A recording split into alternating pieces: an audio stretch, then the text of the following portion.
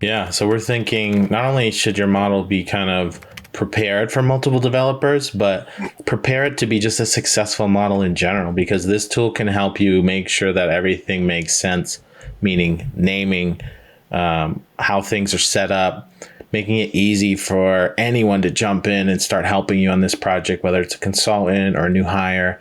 So consider, like, is your model in the way you want it to be set up just for success, but also is it set up for, help in the future from whoever's coming on? Because everyone knows that models can be sort of like personal, like whoever set them up, sometimes they take shortcuts or naming conventions that are non-traditional, and they might not document it.